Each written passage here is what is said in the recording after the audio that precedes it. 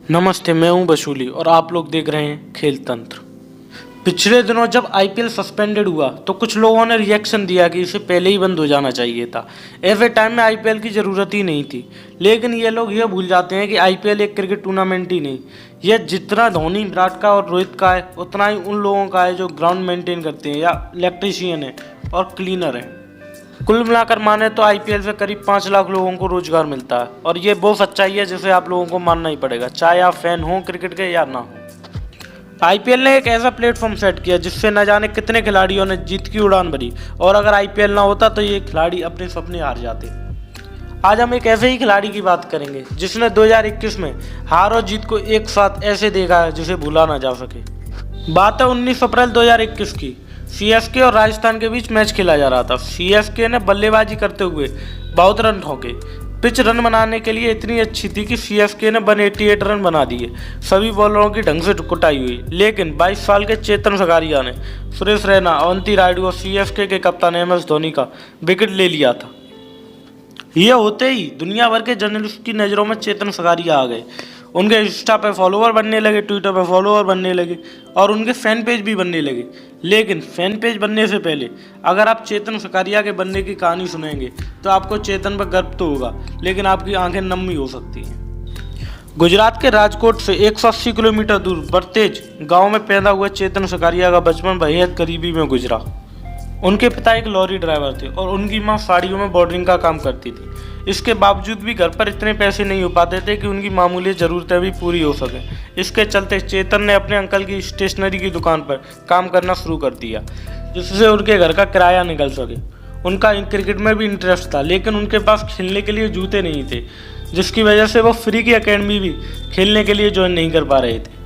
ये बात जब गुजरात के क्रिकेटर शेल्टन जैक्सन को पता लगी तो उन्होंने चेतन सकारिया को जूते गिफ्ट कर उनका क्रिकेट करियर स्टार्ट कराया और जैसे ही वो क्रिकेट में घुसे फिर उसके बाद उन्होंने कभी पीछे मुड़कर नहीं देखा और जल्दी ही उन्होंने सौराष्ट्र के लिए खेलना शुरू कर दिया।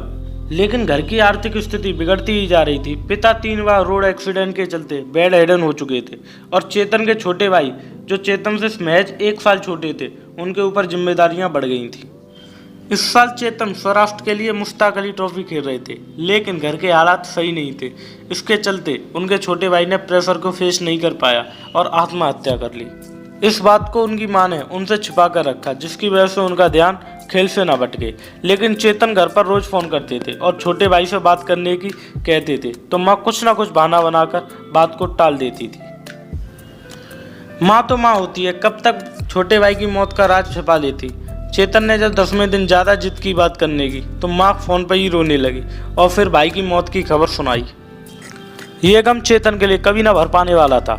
इसके बाद उन्होंने अपने घर पर कई दिनों तक बात नहीं की और अपने टीममेट से नहीं। फिर भी मुश्ताक अली ट्रॉफी में छठे सबसे बेस्ट बॉलिंग परफॉर्मर निकली और मुश्ताक अली से उनका सफ़र आईपीएल 2021 की ऑक्शन तक शुरू हुआ और RR ने 1 करोड़ 20 लाख रुपए में उन्हें खरीदा। एक परिवार जो अपनी मामूली ज़रूरतों को पूरा ना कर सकता था, अब वो चंद मिनटों में ही करोड़पति बन चुका था। चेतन को अफसोस था तो इस बात का कि अगर ये सक्सेस उन्हें 1 महीने पहले मिल जाती तो उनका परिवार पूरा होता। आईपीएल बीच में ख़त्म हुआ तो चेतन घर पर जाने की बजाय सीधे हॉस्पिटल गए।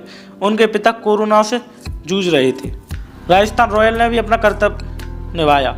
आईपीएल आधा होने के बावजूद भी उन्होंने चेतन को पूरी फीस दी और जिसकी वजह से वो अपने पिता को अच्छे हॉस्पिटल में एडमिट करा सके और उनका इलाज करा सके। चेतन ने भी RR का शुक्रिया अदा किया।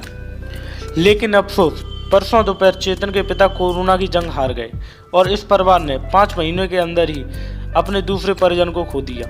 इस मुश्किल घड़ी में हम चेतन के पिता को श्रद्धांजलि देते हैं और ऊपर वाले से यही गुजारिश करते हैं कि वो चेतन और चेतन की माँ को इतनी हिम्मत दे कि वो इस दुख को सह सकें। हमें ये यकीन है कि चेतन का फ्यूचर ब्राइट होगा और आने वाले वक्त में वो इंडिया के लिए नीली जर्सी में ही बॉलिंग करेंगे। अब मैं चलता हूँ और हाँ, मैं आपसे भी गुजारिश करूँगा कि अपने परिजनों को और अपने आप को सुरक्षित रखना और इस कोरोना की जंग में डटे रहना। Take care and bye bye.